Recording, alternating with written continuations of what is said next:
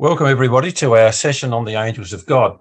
This is being recorded for Christadelphian videos.org, and my name is Ron Cowie from South Australia. Angels, those that stand by. This is study 14, and we're continuing our theme of being made equal unto the angels. As we pointed out at the start of every study, we're looking at 3 reasons to study the angels, and particularly now the second one, to gain a vision of our promised immortal nature of being made equal to the angels. And we have dealt with some aspects already in the previous session. But moving on about what it is to be equal unto the angels. We want to talk now about the glorious bodies that angels have and the brilliance that emanates from them. And this is because they are totally motivated and enlarged and enlivened by the Spirit of God, the powerful force of God's nature. His special spirit powers are what sustains them and makes their bodies exist. They don't work on the principle of food and blood and oxygen like we do. Their whole bodies are sustained by the power of God. And when they reveal their bodies in their natural condition, then they are creatures of great angelic brilliance. Now, sometimes they do this to scare people. This is the occasion of the resurrection of Christ. It says, "Behold, there was a great earthquake.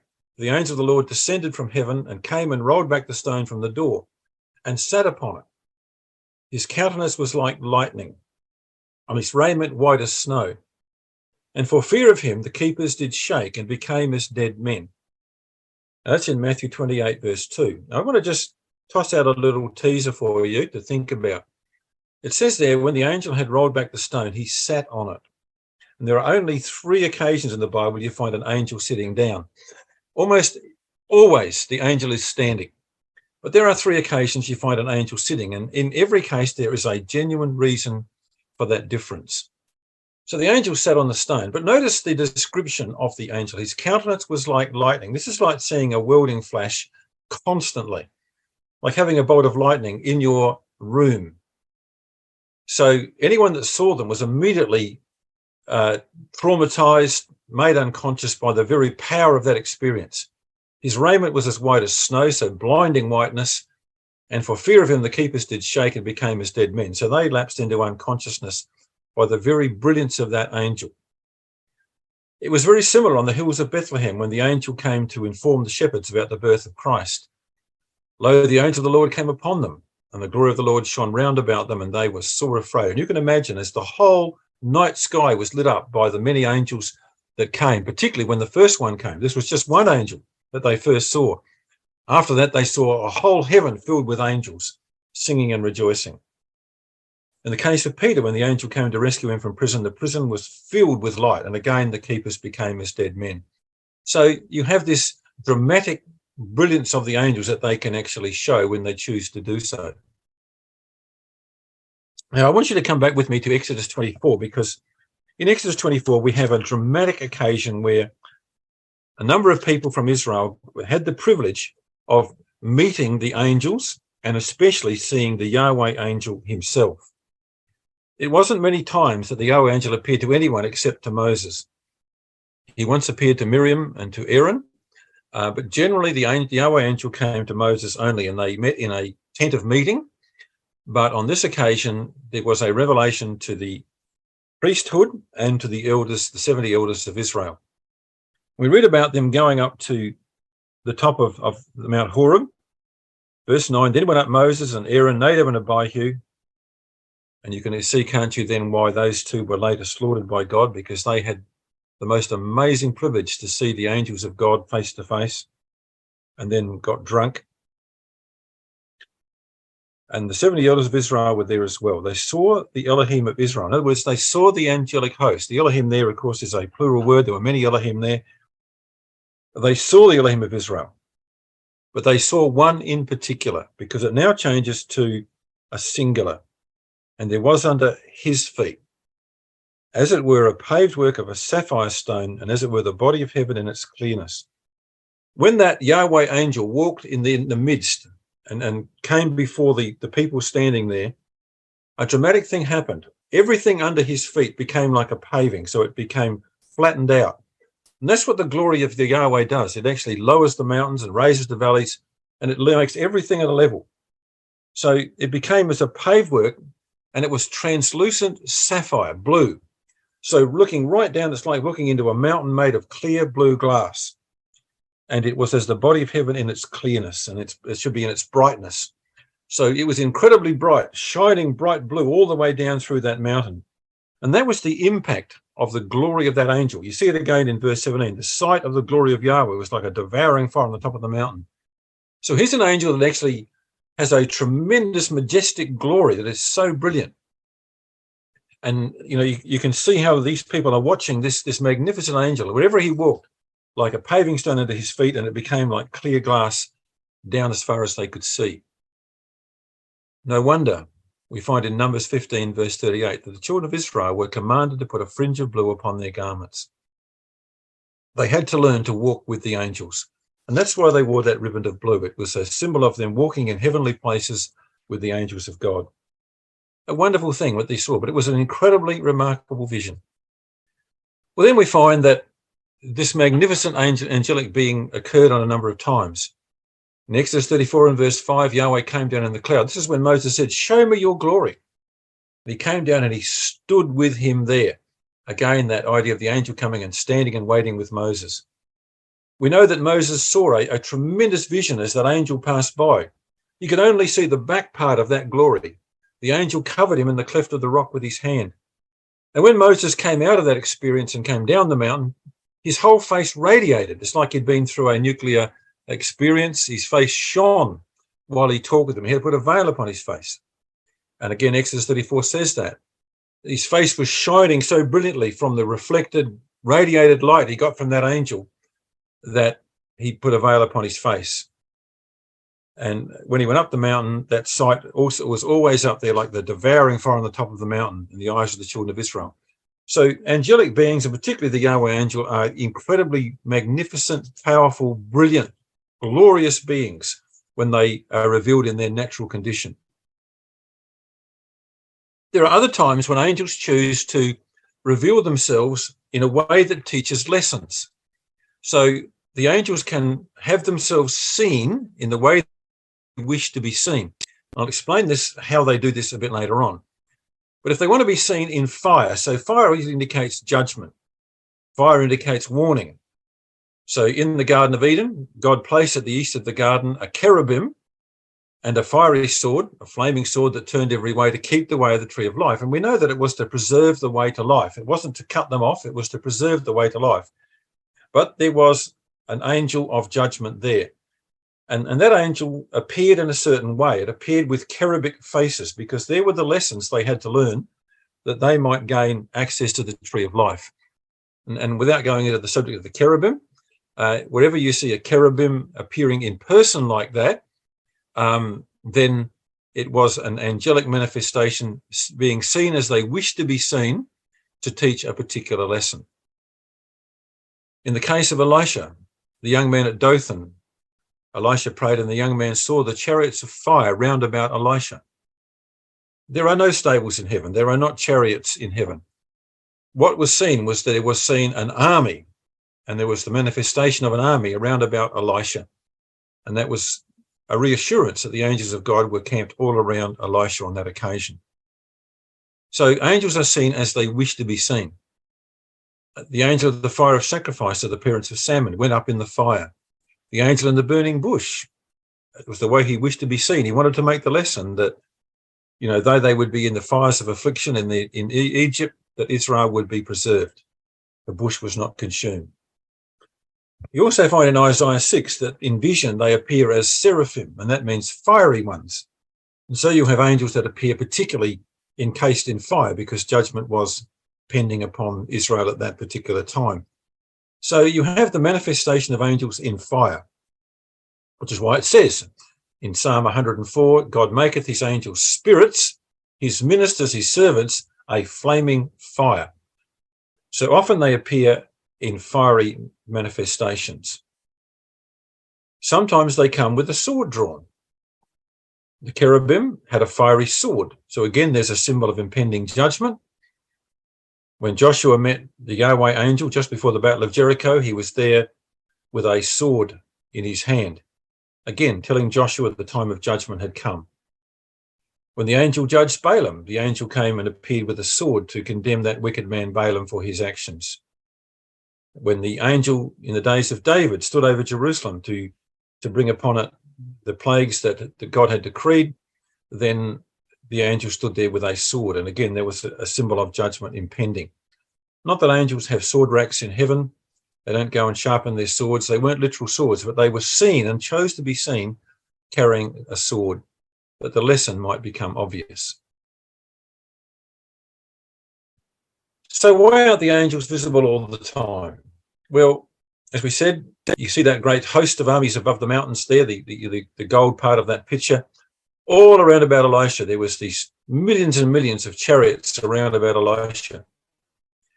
So why aren't the angels visible all the time? Well, it's part of God's plan that people should have a degree of faith. And that was why they actually had to, at times, not be seen. Now, I want you to come to Luke chapter 24, because in Luke 24, we have a wonderful key to the way that angels can be seen in certain ways, or when they choose not to be seen, that they can conceal themselves from us. This is when the Lord Jesus Christ, risen from the dead, is walking on the road to Emmaus with Cleopas and probably his wife. And it says it came to pass while they communed and reasoned together. So they're having an argument on the side of the road. Jesus drew near and went with them. And this is very clear. Their eyes were holden that they should not know him. Now, they saw a person. They talked to a person. They asked questions of the person. It says in Mark 16 that he appeared in another form. So what they saw was not the Jesus they knew. They saw an individual. They saw a person, but they did not recognize him. Why didn't they recognize him? Their eyes were holden. They saw something that did not register in their brains as being the Lord Jesus Christ until he chose to reveal himself later on. How was that resolved? Well, it was very quickly resolved when they were in the house. It says their eyes were open and they knew him. So now the connection that they should recognize him was made, because their sight was now affected, or their brain was affected to make them recognize him. And no sooner had they recognized him, he vanished out of their sight. And the margins got it correct. He ceased to be seen by them. It didn't mean that he vaporized. He didn't disappear. What it means is that immortal beings can affect the eyes or the brains of mortals. They can determine how they wish to be seen or to be not seen at all. That explains how Jesus was in the same room as the disciples, but not seen being there with them. This is the correct explanation of sudden appearances and disappearances. And this is critically important in doctrine. When you come to talk to Jehovah's Witnesses and they have a theory of angels being invisible spirit creatures, in other words, having no bodily existence, they have to explain the sudden appearances and disappearances of angels as dematerializing or materializing. And that's their theory. And they say the same about Jesus, that Jesus could dematerialize or materialize, because they don't believe Jesus has got a body at all. They can't explain what a glorious body is, but they say Jesus does not have a body because that was the price of redemption. And their wrong doctrine on the atonement ends up with a very weird philosophy about immortal beings being able to suddenly materialize or dematerialize. It's got nothing to do with it. It's all about their power to hold the eyes of mortals and to only be seen as they wish to be seen. And that's an important thing that we need to understand. Great example of this at work, of course, is in the case of Balaam. This is always the one to use on Jehovah's Witnesses because they don't even know the story, let alone the meaning of it. But, here's Balaam going on a mission that he was told not to do. And 3 times the ass tries to save him by running into a wall or going off the road. And eventually it says, then Yahweh opened the eyes of Balaam and he saw the angel of Yahweh with his sword drawn. And what he had not seen and what the ass had seen was that the angel had been there all the time. Now, this completely destroys the Jehovah's Witness theory about dematerializing, because the ass saw something. The ass saw the angel 3 times. Balaam didn't see the angel. So, God gave him one last chance through the pleading of the ass. When an ass talks to you, you should take notice, because that's rather an unusual thing to be happening. God gave him one last chance through the faithful ass to try and save him from his stupidity. In the end, the angel had to confront him. And from then on, Balaam was used in the purpose of God, and he had lost his hope of eternal life. So quite clearly, the ass saw the angel, but Balaam didn't until the point came where the angel revealed himself by changing the sight recognition in Balaam. So it's a very clear thing, isn't it? Just going over it again, they're not dematerializing, disappearing immortals. Yahweh opened the eyes of Balaam. Same with Elisha, opened his eyes. Yahweh opened his eyes and he saw what other people could not see. And that's the great thing about the angels, that they are there all the time, but we don't always see them. And that's explaining how it's done. It's affecting the eyes or the brains of mortals so that they see what they wish us to see. So we have a lot of cases where angels are seen just sometimes vanishing. But there are other times when they actually are seen going. And these are quite significant. You can make a list of them, which we have here, where the angel actually is seen leaving. Numbers 12, the anger of Yahweh was kindled against Aaron and Miriam, and he departed. And you can imagine what it would be for them to have the Yahweh angel turn his back on you and walk away, leaving Miriam a leper. And, this was a great sign of heavenly disapproval that the angel walked away from them. He left off talking with Abraham, and God went up, or the Elohim went up from Abraham. So again, Abraham saw the angel go back to heaven. Abraham knew then that angel had come from heaven to deliver that message. It came to pass the angels were gone away from into heaven. This is the shepherds of Bethlehem. They saw the angels, and I believe what they saw was the heavenly host having sung their song and rejoiced with the shepherds. They sang all their way back to heaven, and they actually went off to heaven as a group of a heavenly choir singing beautifully. It says the shepherds were absolutely amazed by what they saw and heard on that occasion. In the case of Philip in Acts chapter 8, the angel of the Lord, or the Spirit of the Lord, is definitely an angel from verse 26, caught away Philip. So Philip is picked up from the eunuch's presence and delivered 40 miles away by the angel. Again, it was good to see for the eunuch that the transaction with Philip was closed, and so the angel coming to take Philip away was important to him to know that he could now resume his journey homeward. In the case of Samson's parents, they saw the angel ascend in the flame of the altar, again, knowing that their offering to heaven was accepted. And again, in Judges 6, the angel of Yahweh departed out of his sight, and that's one I'll leave you to work out for yourself. But again, it was important in the case of Gideon that he see the angel go. So sometimes angels didn't just automatically disappear from men's eyes. Sometimes they chose to be seen leaving. Other times, only part of an angel was seen. In Jeremiah chapter 1, Jeremiah says, Yahweh put forth his hand and touched my mouth. I wonder if you've ever thought about, when you read in the Bible, the readings about Jeremiah, that there was a hand that actually touched his mouth. And it came from the Yahweh angel. And this is where we need to read our Bibles very literally, because these things actually happened. Ezekiel had experience of just a hand appearing. Behold, a hand was sent unto me. And again in chapter 8, he put forth the form of a hand. So again, just a hand appears. So only part of the angel was seen on this vision by Ezekiel.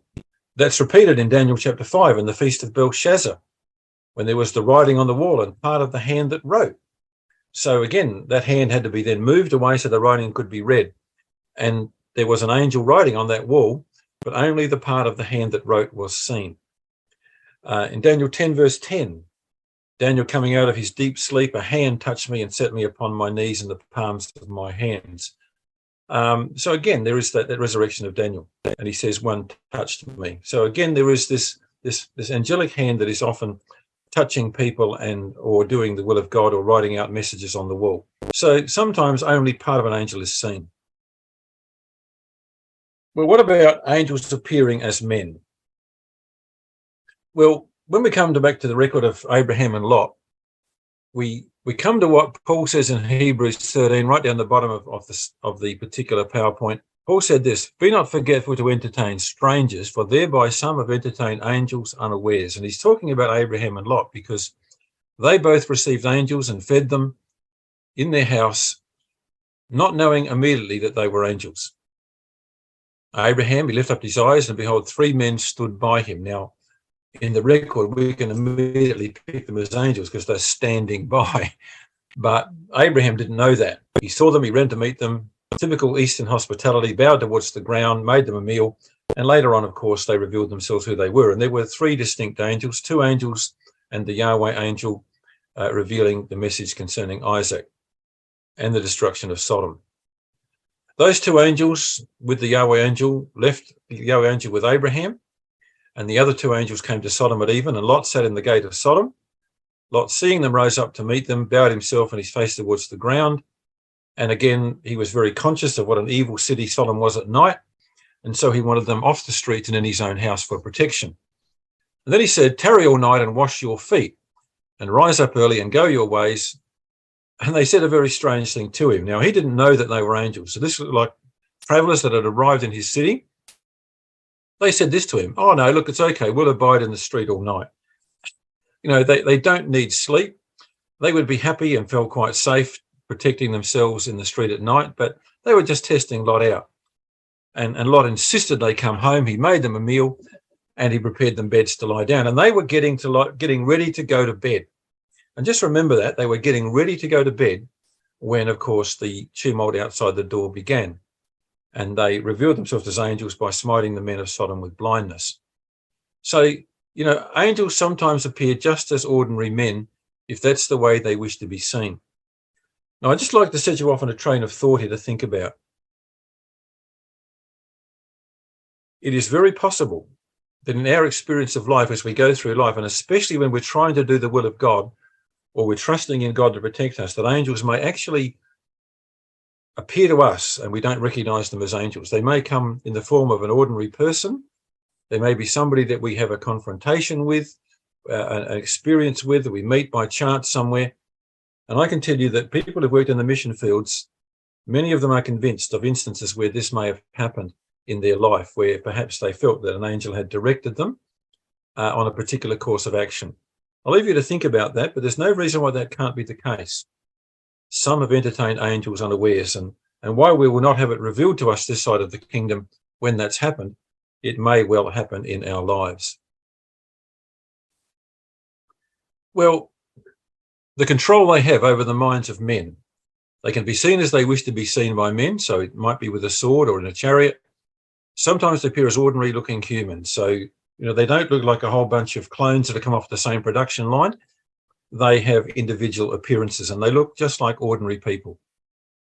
Sometimes they only reveal part of their body.